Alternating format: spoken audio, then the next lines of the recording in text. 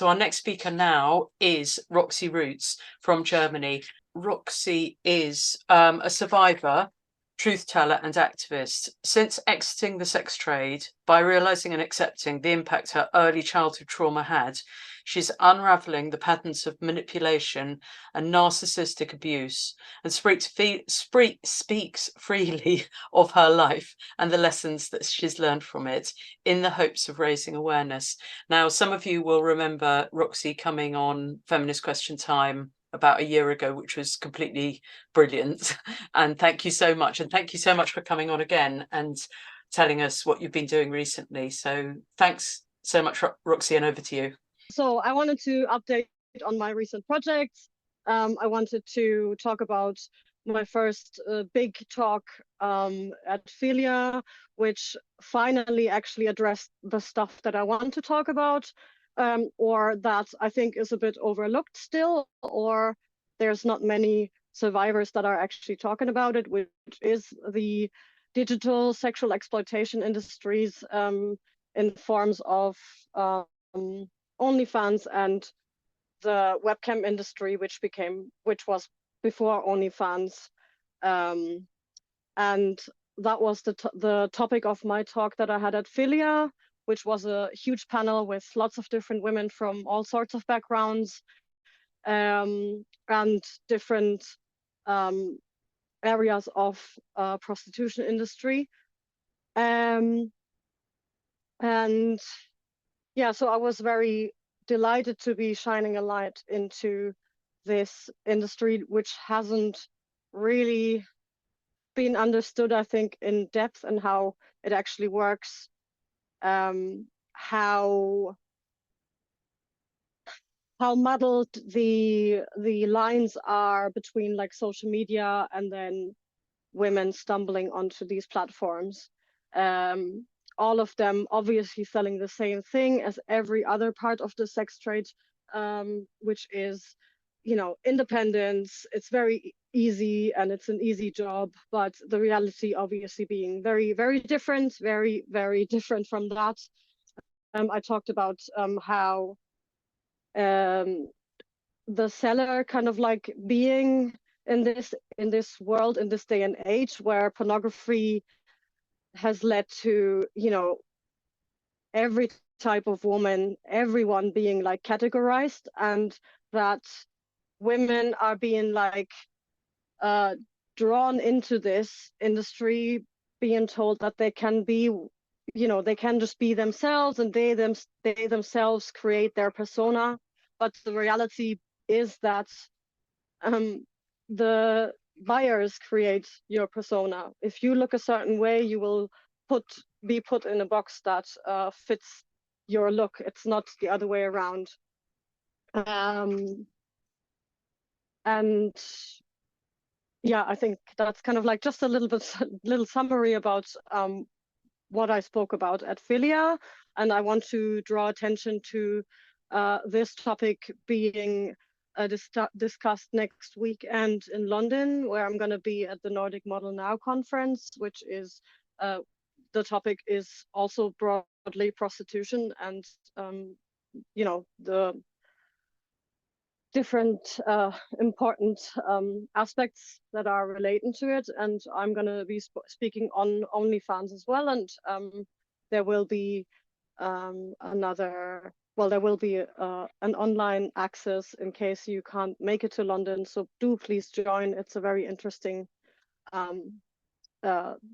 event with lots of different speakers, like Huschke Mau from Germany, for example, as well. Yeah, so that's that. Oh yeah, and then another project that I've just started, or that, well, we've been dealing with for the last couple of months, but that we are ready to release now, is a abolitionist, sex trade abolitionist podcast that's called Red Light Expose, that I'm doing with how many are we? 10, I think 10 women right now. For example, Andrea Hines, Mia Doering from Ireland, Ali Marie Diamond from Australia and New Zealand, April Eve Weberg, there's Michelle Abel. Like, we are basically, you know, a whole collective of different women from all over the globe, and we are maybe still open to have others join. Yeah, other survivors. So it is survivor led, and we want to, yeah, just shine a light in a very, you know, detailed way, you know, because we are so many different women and we can focus on very different aspects. We are wanting to give survivor a chance to voice their story. And we want to do this very professionally. We don't want to do this like just a side thing, but we actually want to set this up very professionally. Our date that we're hoping to release the first couple of episodes already will be the start of 2024. And we are trying to still raise some funds on a crowdfunder, because we actually want to you know, make sure that everyone has a good technical devices like microphones, but we also want to have a little fund that we can use to pay the women, the survivors that are coming to speak, so that they actually have you know, more than just a little pocket money for actually doing this and speaking to us and sharing their story. Yeah, so that's all of my recent projects, or upcoming projects, I mean, actually. Yeah, so the next thing is my ongoing project, which I started last summer, so before the summer holidays. A RadFem teacher friend of mine in Germany here teaches like teenagers, and through through them actually, or through her just being an awesome teacher and actually picking up on stuff that the class is talking about, the topic of sexism, I think, in German rap came up, and these 14, 15-year-olds are obviously very, like, they are very, they know what's going on, you know, obviously. And I think for some women, it's still kind of like shocking, some, you know, older people, that's it's very shocking how much they know and how, you know, sexualized their languages and everything. But the good thing was that this class was actually really, or especially the girls, they took, yeah, they wanted to actually, you know, talk about this topic, talk about, I think it was in German in literature, where they compared like the sexism in the rap music in Germany or in worldwide to, you know, any kind of like literature which shows women and men in these certain roles. And then I think pornography and prostitution came up, because that is also being addressed in many rap songs and stuff.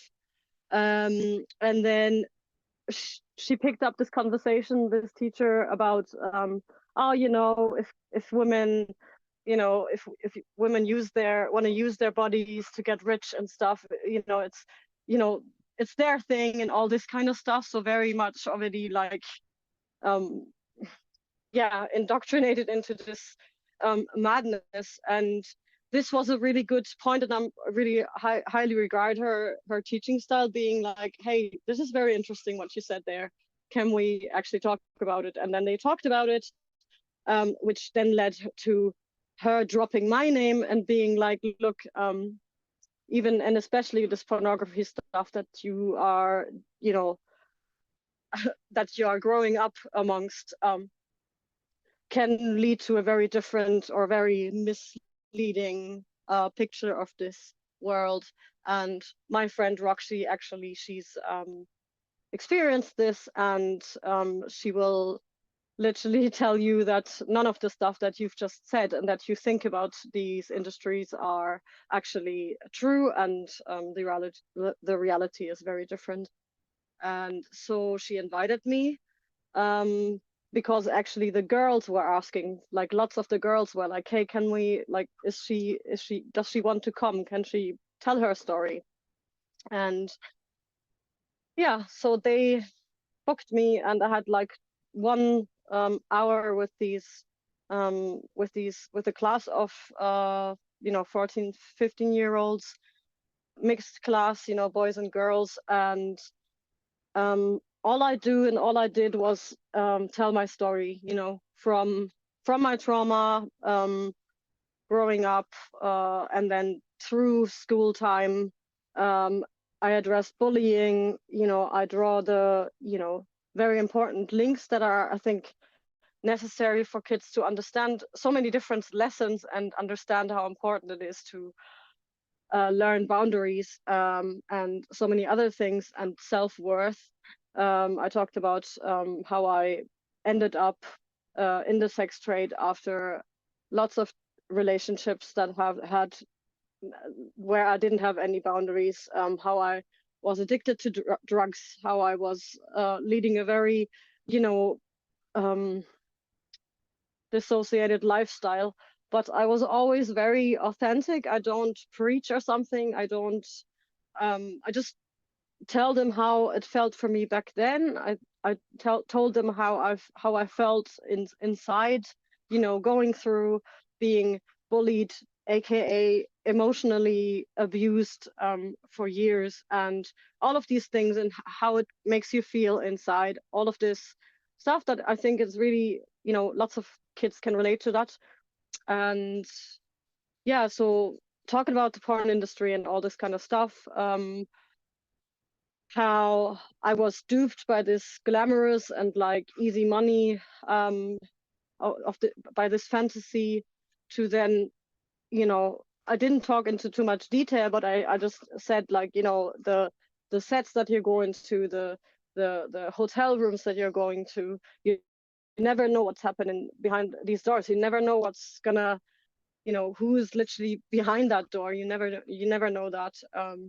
And they were listening to me for a full hour. There was no like kerfuffle or anything. There was just like a couple of boys in the back that were seemingly uninterested at times, but they turned around, and kept listening to me. And at the end, there were still some questions.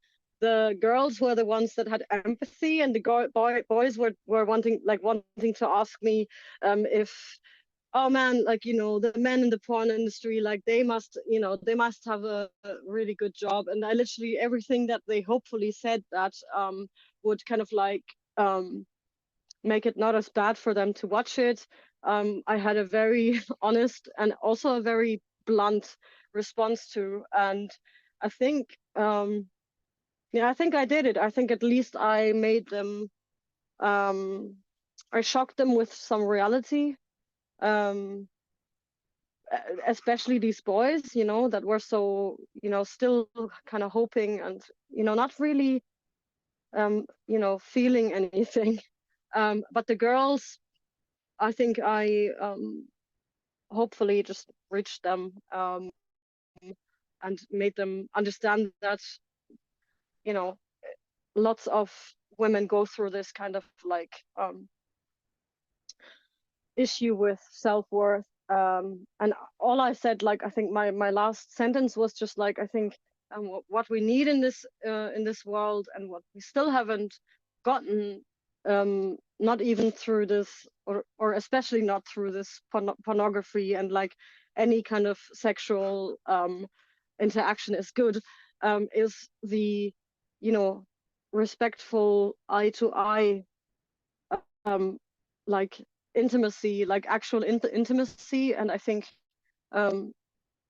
like there's only one way of getting there, which is that about the impact of this porn culture, and you decide for yourself, no, it's not about purity, it's not about any church stuff or any religious stuff. It's just about me and my body and my mind. I am a whole person, and if I want to wait, and if I don't want to do that, if I feel anything in my guts, then I have to listen to myself and to be very, you know, yeah, to be very mindful in that sense and respectful to yourself, and this is the only way to actually live sexuality, which is just respect and compassion